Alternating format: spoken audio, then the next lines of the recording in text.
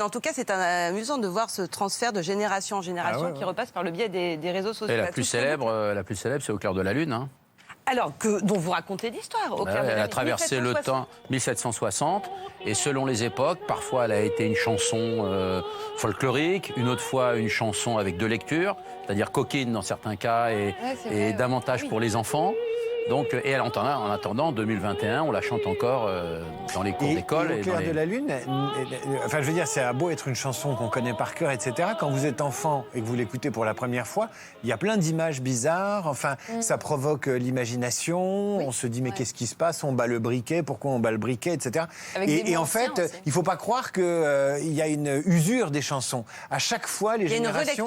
Il y a une relecture et à chaque fois, elle provoque des images différentes. Ce que je dis toujours, c'est les chansons succèdent aux hommes, indiscutablement. On a vu des chansons traverser le temps, mais incroyablement. Pour moi, la vraie chanson, on va dire populaire, de grand public, elle démarre pour moi vraiment à partir du temps des cerises. On va dire c'est 1866, 1870, parce qu'au départ c'était uniquement un poème. Et puis il faisait tellement froid l'hiver 1870 en France que Jean-Baptiste Clément, qui avait écrit son poème Le temps des cerises, il a échangé. Vous imaginez les droits d'auteur qu'il a perdus. Hein. Il a échangé... Ça, c'est l'attaché de presse qui parle. Il a échangé tout simplement son texte avec un chanteur d'opéra à l'époque qui s'appelait Renard, enfin un type... oui, bien, en tout cas, qui a pris son poème, qui a fait une musique, qui a fait naître Le temps des cerises, qui est devenu un succès populaire. Et j'oublie la Commune et toutes ces grandes périodes où la chanson a été une chanson révolutionnaire incroyable. Il l'a échangé contre un manteau doublé de fourrure. Parce qu'il fait tellement froid, il n'avait pas les moyens de s'acheter un manteau qui lui permettrait de traverser l'hiver, Jean-Baptiste Clément. Pourquoi la musique réchauffe quand même. Mais finalement, son succès, quelque part.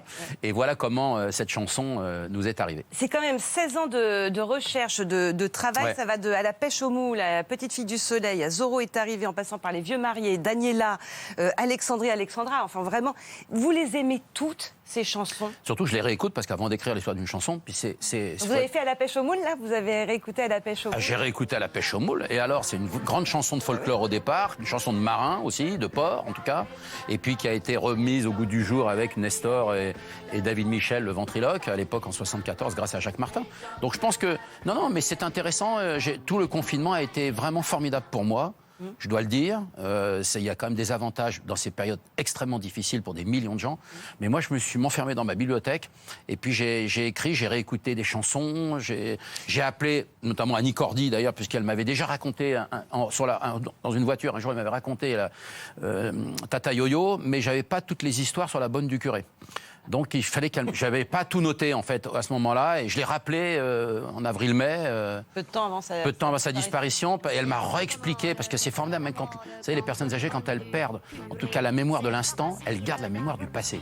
Et de la chanson et des mots. Et comment était née la chanson exactement? Parce qu'il y avait tout un parisianisme en 1974 qui refusait, même la maison de disques CBS à l'époque, refusait de sortir cette chanson, La bonne du curé. Ils lui ont dit mais les curés n'existent plus, font plus recette, les bonnes n'existent plus. Non, mais écoutez, c'est pas possible. Les mots m'ont adoré. Moi, je me souviens, j'avais 6 ans. Il y avait un gimmick. J'avais 6 ans à l'époque, mais c'était la terreur des cours de récréation. Non, et puis à l'époque, il faut expliquer, il y avait déjà ce parisianisme. Ça existait déjà dans les années 60, les années 70. Alors, c'était pas de bon goût. Il fallait pas écouter ces chansons populaires où on tape dans les mains dans les fêtes de la bière et autres en France. Donc c'est ça. Ça revient un petit peu maintenant quand même. Il y a une... Oui, parce qu'on s'aperçoit que pour faire la fête, il faut passer les lacs du Connemara à 2h du matin, quoi. On sait. Donc, bien sûr. Charles, vous aussi, vous êtes...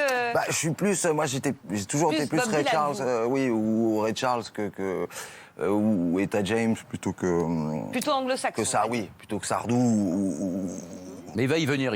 Oui, ou Mireille Mathieu, mais justement, je découvre plein de trucs, là, c'est intéressant. Alors, non seulement il va y venir, mais il y vient, parce que vous êtes venu avec votre harmonica. Exactement. Et je crois que vous pouvez nous interpréter quelques notes d'une chanson d'une de très mes chansons célèbre du patrimoine préférée pour le coup, hein, vraiment. Votre chanson préférée?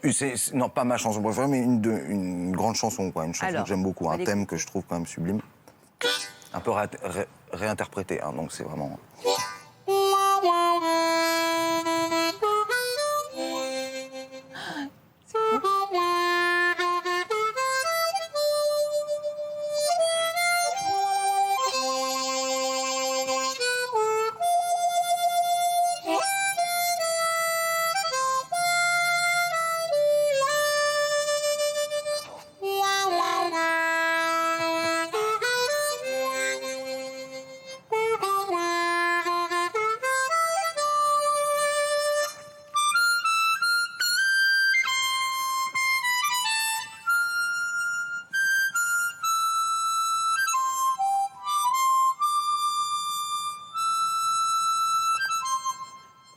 C'est fou.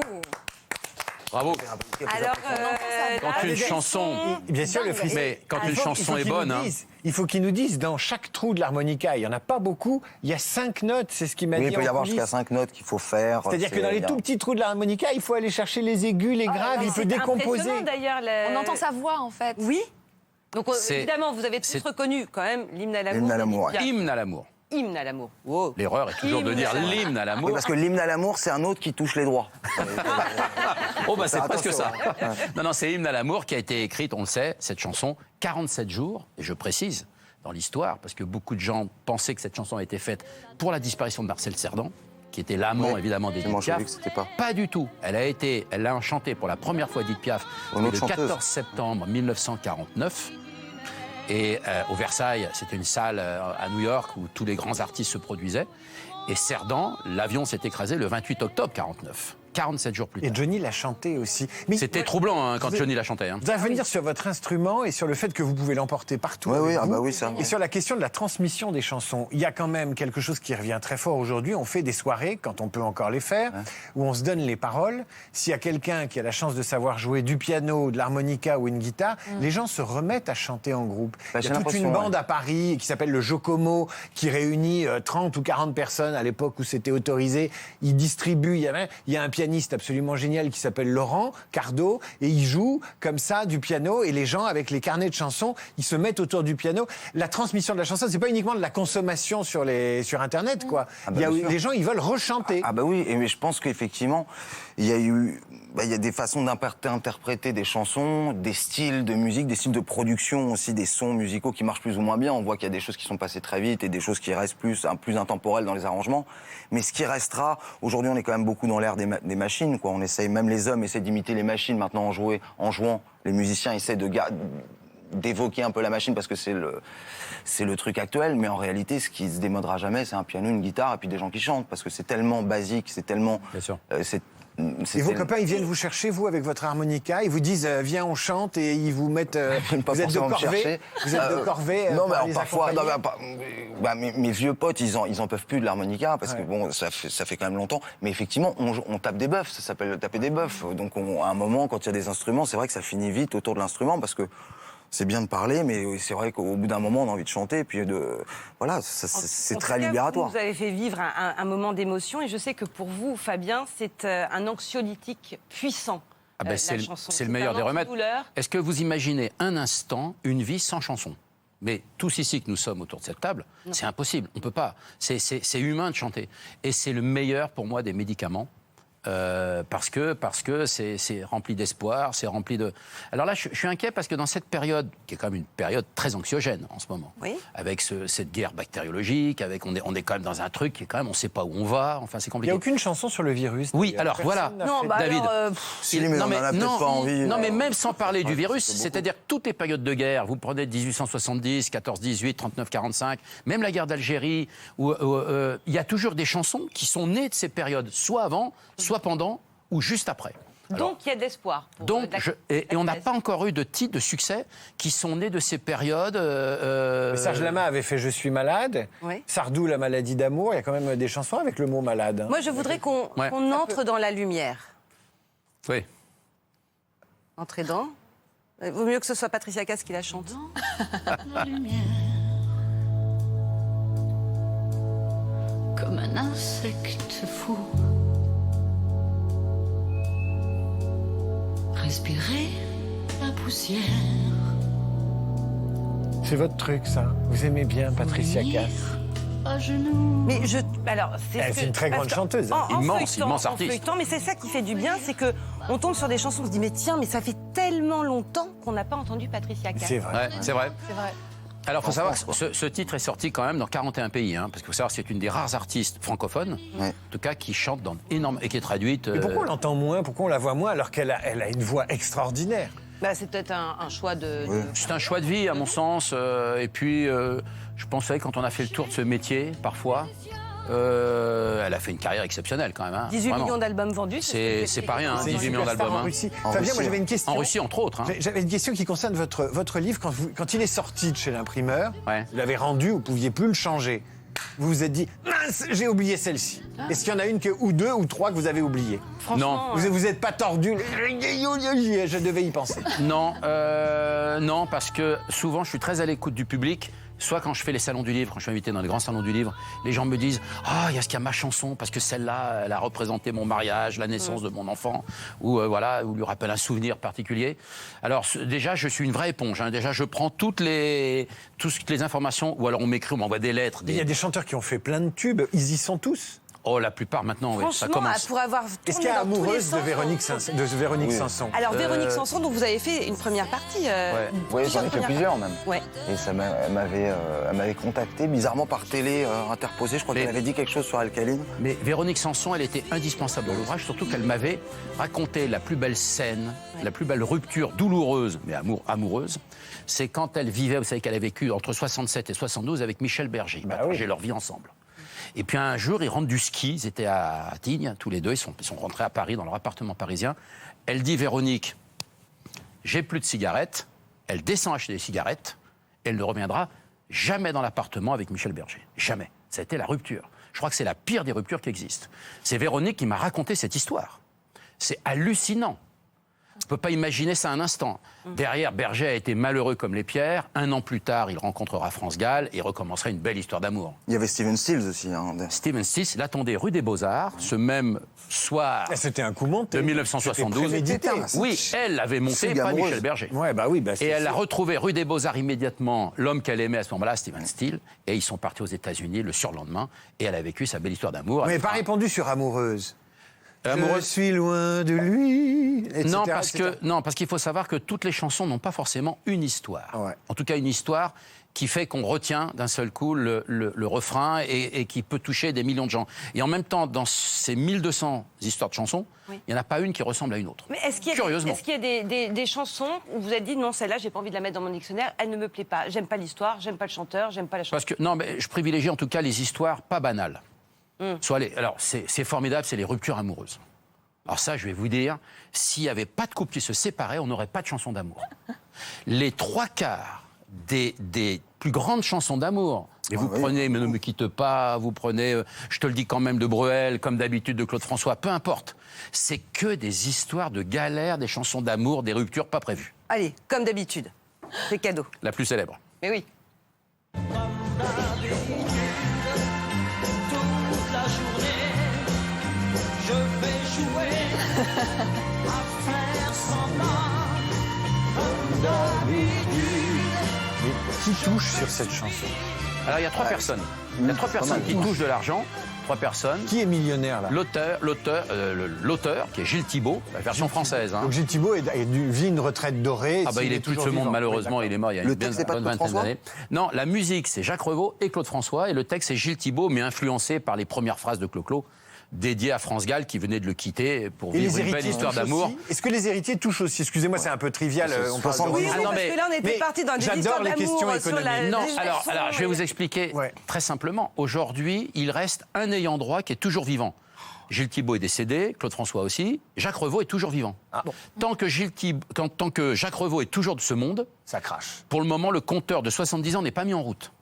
C'est-à-dire 70 ans que après la mort de l'auteur. du dernier auteur-compositeur, c'est ça réellement. Et après, c'est 70 ans. Et après, il faut attendre 70 ans après la disparition de Jacques Revaux, j'espère qu'il va encore faire au moins 20 ans. Et c'est un monsieur de 80 ans aujourd'hui, qui a fait 500 chansons dans sa vie et qui a décidé d'arrêter après. Bah, c'est pas mal, 500 chansons. Et c'est tout bien, ça c'est un redoute, beau hein. chiffre. Charles, vous en êtes à Ah, bon, combien de chansons, vous? Moi, je dois être à une 50aine, j'en ai encore. Encore un peu de temps. Et alors, cet album, racontez-nous un petit peu comment il est né, Zebra, avec ce... Oui, alors j'aimais bien l'idée du zèbre, qui est qui est un voyageur en fait. C'est un animal migrateur qui voyage pour se nourrir. Et puis je me suis dit que c'était un peu nous aussi. On voyage, c'est les tournées pour se nourrir. Donc en ce moment, on se nourrit pas beaucoup. Mais disons que voilà, l'évocation, j'aimais bien ça. En plus, c'est une espèce en danger. Donc j'aimais bien. Déjà, il y avait parce que ça s'est fait avant l'avènement Covid. Mais je pressentais quelque chose un peu du danger, peut-être, je sais pas. Et ça s'est fait. C'est un peu prémonitoire, en tout cas. Bah, un peu, ouais, parce que je me suis dit, tiens, c'est cette espèce menacée qui est assez fragile, j'aimais bien. Et c'est un album que j'ai composé vraiment sur la dernière tournée, qui était une tournée qui s'est fait un peu partout, un peu dans le monde. Donc ça a été composé entre Casablanca, New York, Istanbul, Paris. Vous avez besoin comme ça de vadrouiller pour prendre des influences étrangères pour... J'ai besoin de prendre l'air en général pour, je sais pas si c'est vraiment de la même façon quand on dit on a besoin de souffrir pour écrire, c'est pas vrai. Mais on a besoin de vivre en tout cas des choses. C'est-à-dire que je remarque effectivement en ce moment où je suis quand même beaucoup sur mon canapé, il n'y a pas grand-chose qui se passe. Donc je crois qu'effectivement on a besoin d'être en mouvement. Mais tiens, pour ceux qui sont sur leur canapé, comment on apprend, comment on tombe dans l'harmonica? On tombe... On tombe dessus peut-être, mais pas dedans. Dedans, Enfin, ça va être c'est compliqué. super technique. Mais, Ouais. oui, alors moi j'ai toujours aimé, j'aime bien le côté un peu sous-estimé de l'instrument, c'est-à-dire que c'est quelque chose qu'on voit pas, comme j'ai toujours aimé les anti-héros, un peu le personnage. Et j'aimais bien, c'est-à-dire qu'il y a eu un peu une identification, je me suis dit tiens, on donne pas très cher de sa peau, quoi, l'harmonica, c'est quelque chose d'un peu... Et puis moi j'avais un peu ce parcours-là, c'est-à-dire qu'adolescent c'était pas forcément... voilà, on prévoyait pas, j'étais un peu turbulent, c'était un peu compliqué, même la scolarité. Vous avez pris des cours? J'ai pris, alors, j'ai pris des cours, j'ai pris des cours, cours de groupe, des cours individuels. Après, je me suis renseigné. Enfin bon, il y a eu ça s'apprend. J'ai repris d'autres. Et puis après, vous des méthodes d'autres instruments. Des premières parties de Neil Young, d'un tas d'artistes. Oui, après il y a eu des signatures. Et puis en fait, c'est vrai que j'ai jamais eu des ambitions. J'ai eu toujours des ambitions vraiment très à mesure de ce qui m'arrivait. Donc ça a été d'abord jouer dans la rue, et ça aurait été sympa qu'on me jette une pièce. Et puis après c'était un bar, il y a eu le bar, et puis un festival, et puis l'étranger. Et bientôt, une puis, soirée enfin, chez David Abiker. Pourquoi pas. Pourquoi En pas, attendant, on va peut-être. La reprise des écouter, concerts, c'est bien. un extrait de votre dernier album. Don't blame me if you're stuck with me. Don't blame me if you stick with me. How long are we gonna lie and pretend it's not the end?